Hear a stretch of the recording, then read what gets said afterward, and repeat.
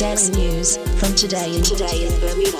It's Friday, March 17th, and today's Daily News is sponsored by Kirby Queen's Boutique. I'm Carla Zool. During a press conference yesterday, MP Mark Pettingill announced his resignation as a member of the One Bermuda Alliance and now will sit as an independent in the House of Assembly. His resignation leaves both the government and the opposition with 17 sitting MPs each. Mr. Pettingill's business partner, former OBA MP Sean Crockwell, also sits as an MP in the lower house. Premier Michael Dunkley released a brief statement following the announcement and said, Mr. Pettingill's resignation is a disappointing development for a government that has been making steady progress on big problems facing the people of Bermuda.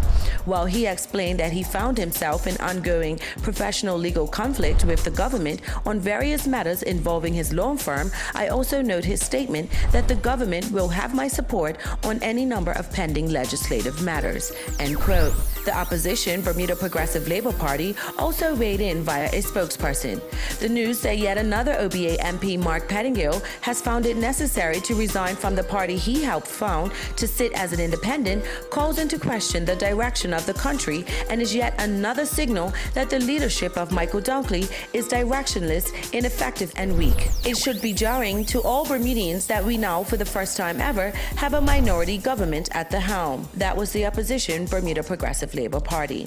The investigation into the circumstances surrounding the murder of 28-year-old Raymond Butterfield continues.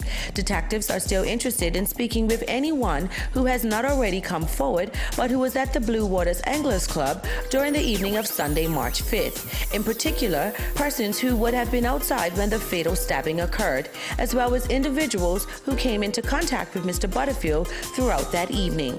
Those who can assist are encouraged to call Detective Inspector Mark Clark at 717-0282 or email him at mclark@bps.bm, or of course call the confidential and anonymous Crime Stoppers hotline on 800-8477. Denio Brangman and Talila Weirs, Cedar Bridge Academy students, met the Bermuda Carifta qualifying standard at a February Classics track meet held in Barbados on February 18th. Brangman won the 200 meters, clocking a time of 22.43 seconds, and he finished second in the 400 meters with a time of 49.77 to qualify for both events.